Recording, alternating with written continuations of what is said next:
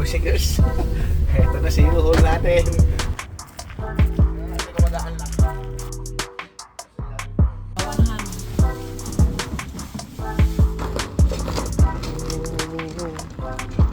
Na-stuck ang U-Haul boys and girls namin. Gumagano kami.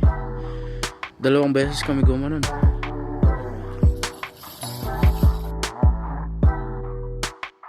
Hindi umano yung gulong pero nag-i-slide na lang.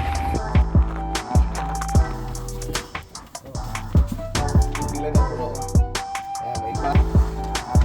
Ayun ako, kulang $1. Bagong yugto ng aming pagtira doon sa Rocky Mountain House.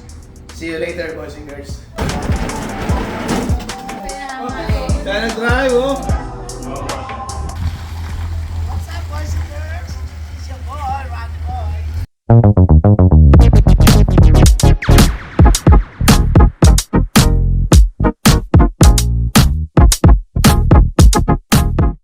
Okay, boys and girls, so kukuha kami ng U-Haul ngayon. Yun yung gagamitin namin, isasakay namin yung mga gamit kasi hindi kasya dito sa sasakyan. Tapos para isang upa na lang or isang sasakay na lang, uupahan ko papunta ron.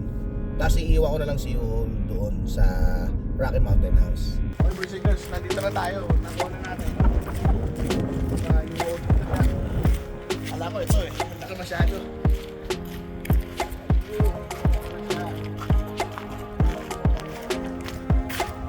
Hindi ko mag-aanlock. Hey. Yo! Okay, boys and girls. Ito na si U-Haul natin.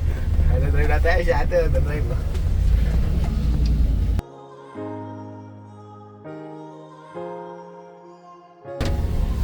Laki pala nito. Grabe siya. Magkaganto kalaki, alam ko, abante ka ng mahaba. Bago alam ito, abante ng mahaba. Sa alito ko. Yeah. Professional yarn.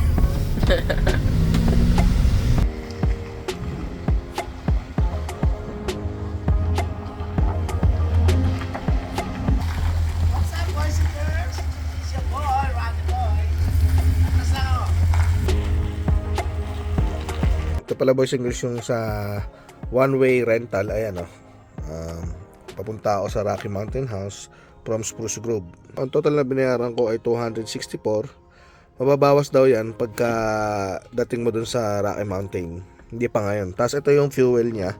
Sabi sa akin, kailangan daw at least nandito rin siya sa gitna or lagpas ng konti. Kung hindi, mag-charge daw ako ng $100. Pero syempre, sa'yo pa rin yung gasolina nito. Ikaw pa rin magpapagas nito. Kaya itong 264 na to, siguro madadagdagan ng 100 ulit sa gasolina. Kasi malaki yung makina nito. Or let's say 120 or 80, depende. Ito yung itsura niya sa loob. Ayan. Yun. Tatluhan din, pwede tatlo rito. Yun o. Ay. Okay. Pwede na rin siya. 264 plus gas. Okay, boys and girls, tingnan natin gaano kalaki. Ang lamig ngayon. Wow, kasya. Kasya ngayon. May kasama pa na ito. Siguro kasya na rin. Pero walisan muna natin para maganda. Karga na.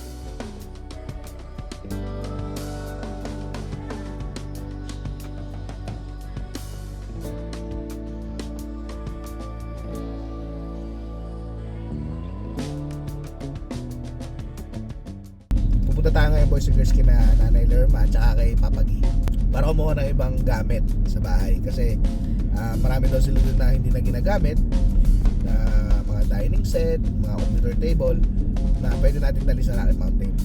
Ito malapit na kami. Nakatira pala sila sa may Sherwood Park, no? Dito sa acreage nila. Kaya ganito yung lugar na dinadaanan namin. Na-stuck ang U-Haul, boys and girls. Uy, tudulas pa ako. Okay, na-stuck yung U-Haul.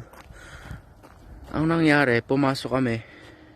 Tapos pagpasok namin, gumagano kami. 2 beses kami gumanon. Ang ending, ganito nangyari. Nakaangat yung isang gulong, I think.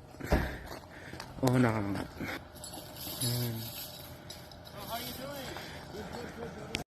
Malapit na sa puno. Parang 6 inches away. Hindi ko na vid. Pero tumama yung side mirror sa puno. Pero okay lang, side mirror naman. Pero kanina, ganito na lang kalapit.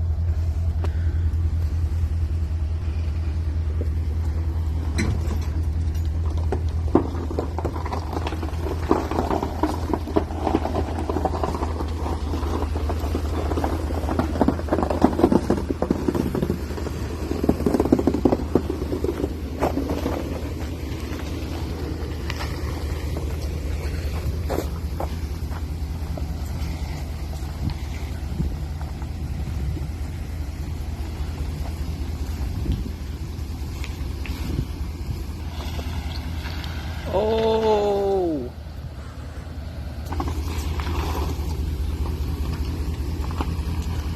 Sa-slide si Kuya Mon. May mahirap kasi ito paslant ante.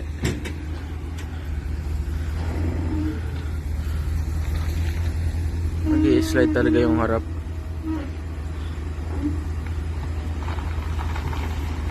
Ano, hindi umano yung gulong pero nag-i-slide na lang.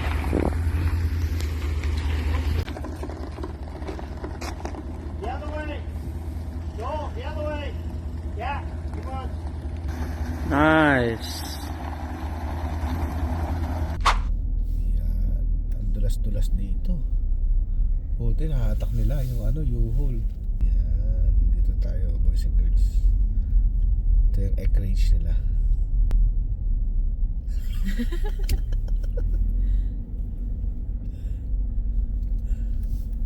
Na-ditch kasi sila eh. Ano nangyari? Gumilid lang naman. Okay. Okay, wow, say hi. Hey! I'm back, Nay. Hi! Oh, di ba? May menudo. Ano yan? Lumpia, tacos. Ay, ano po ba yan? Tacos. Yan. Hi, Naomi. Eat tayo. Naomi lumpia. Oh, gusto mo ito ba? Oh, di ba? Dito kami. You know that Pinananay. this is the first time that I invited you guys like complete. Yes, Nay. Here. Tama po. Opo. Oo, kaya sabi ko kay Papa Ginan, this is the first time that they are complete. Yeah, so we should have a picture. Oh, picture. 1, 2. One more. 1, 2. Alright. Okay, Wow.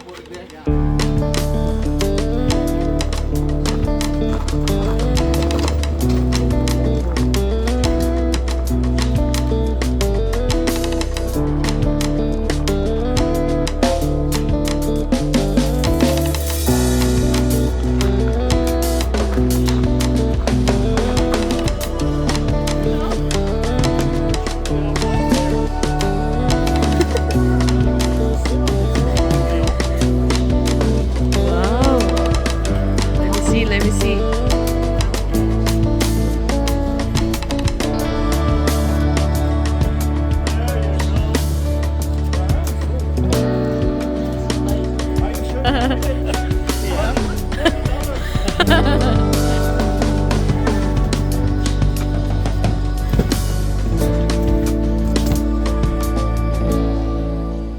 Okay, boys and girls, no?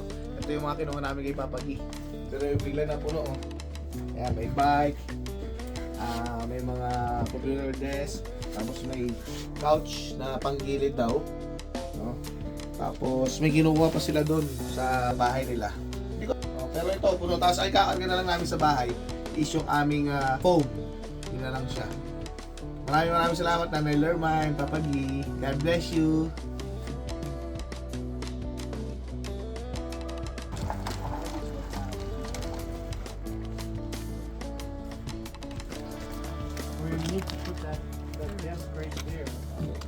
Pastor D. Taco shells. Pastora. Then taco sauce. Kasi sunod. Pero D. Hi guys. Don't siya complete. Pero nasa inanin ako, kurang $1.50 naman siguro eh. Dahil na po ito.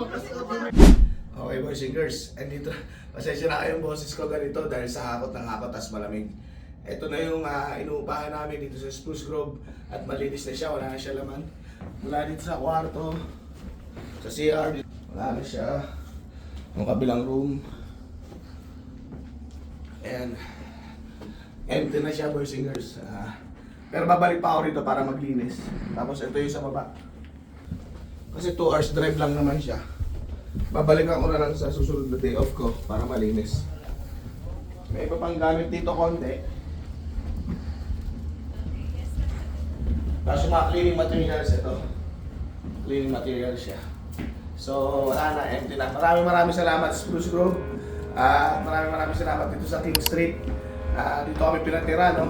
Simula noong 2023 at ngayon 2025, panibagong yugto ng aming pagtira doon sa Rocky Mountain House. See you later, boys and girls. Sa araw ito, Panginoon. Napakagandang araw, Panginoon, para sa pagbiyahe namin, Lord. Nagsama-sama sa panibagong lugar. At mula po dito, balutan niyo po ng inyong pananalugo ang 6 na gulong ng aming mga sasakyan. Ilayo niyo po kami sa kahit na we give you all the glory, Lord. Ito na lang po ang aming samang panalangin sa pangalan ni Jesus. Amen. Kakarating lang namin dito sa Rocky Mountain House, boys and girls. And kain muna kami dito sa New Dragon Palace.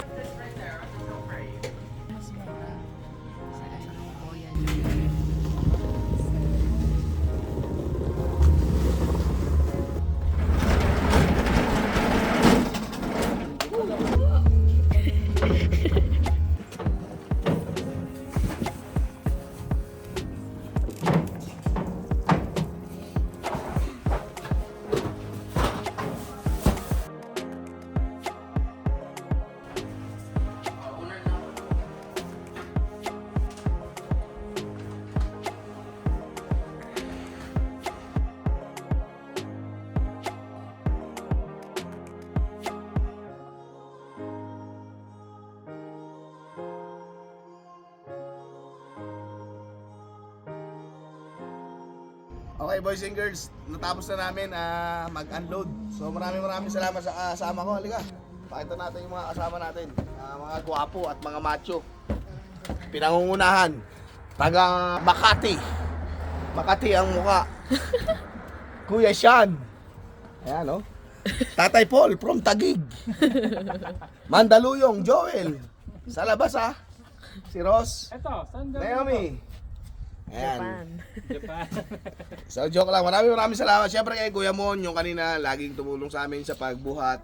At sa lahat, alam niyo na po yun. Ito na po yung tsura ng bahay. Marami pa tambak. Kakababa lang naman ka. Nakababa na naman kami. Ito siya.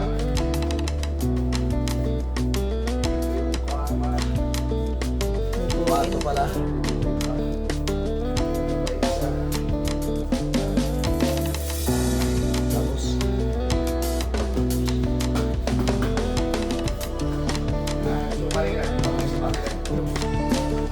Sa bakit mga bike pa doon.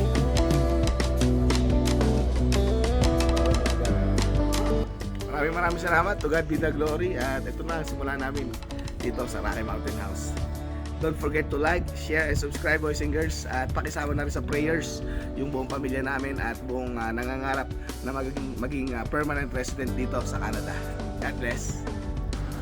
You know, uuwi na si Tatay Paul. Maraming salamat. Anong oras na? 3 PM. Para makapagpahinga pa siya. Yun.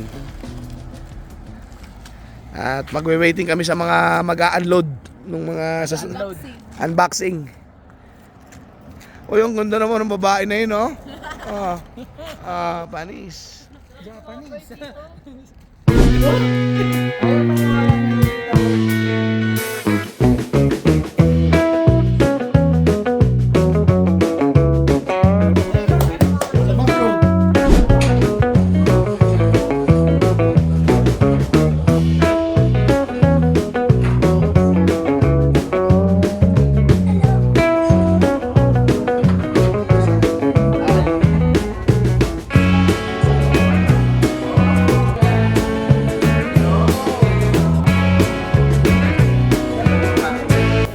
Ayun o. Alright. First door. Yung second door. Oy, done. Wow. Buksan natin ilaw. Wow. Ang bilis ah. Paano ito hatakin? Teka lang. Hatakin natin pababa. Uy, gumagalaw siya.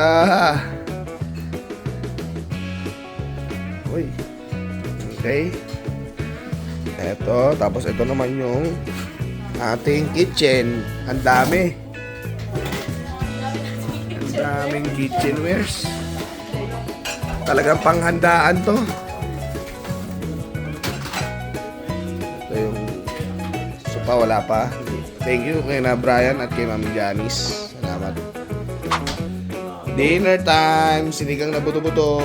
Ito yung kanina sa Chinese. Chicken, rice. Kuya Sean and Kuya Ardel, hello. Yeah, and Kuya Mod, still busy. Hello. Doing some things. Rain. Kuya Mod, hi. Hi guys. Kain tayo, boys. Day 2 at Rocky Mountain House. Saan tayo pupunta? Abraham Lake. Wala na akong boses. Ayan, boys singers. So, ito yung mga dito sila nag-sleep over. Ayan. Hi!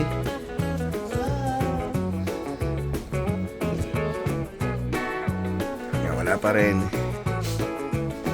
Ayan na araw. Ayan na.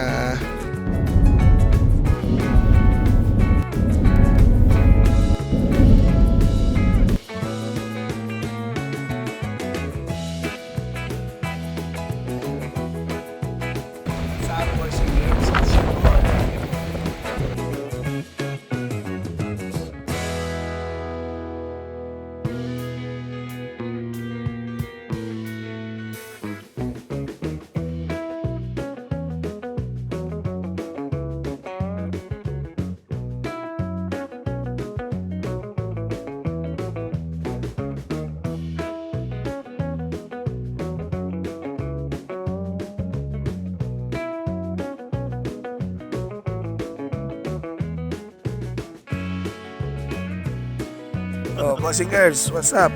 What's up, boys and girls? It's your boy. Boy, again! Another! Apart ko pala ito, no? Ayan, pababa na kami. Kaso wala nang bubbles ngayon yung frozen lake. Kasi nauna.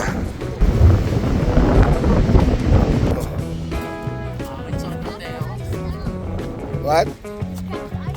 Rock ice down, okay. Maraming salamat. Bye-bye. Bye po. Mamimiss ko kayo Thank lahat. you. I love you all. I love you all. Babalik na sila, boys and girls sa Spruce Grove. Eto na, may iwan na kami dito. And maraming salamat ulit sa suporta ng buong Church of Yeshua. Lalo na sa mga grupo na to. At sa mga hindi rin naman nakapunta rito para tumulong, walang problema. Dahil alam namin by prayers ay kasama namin kayo. Mamimiss ko kayo lahat. At andito lang kami, 2 hours away lang. Don't worry. Maraming salamat. God bless us all. This is your boy, Randy Boy.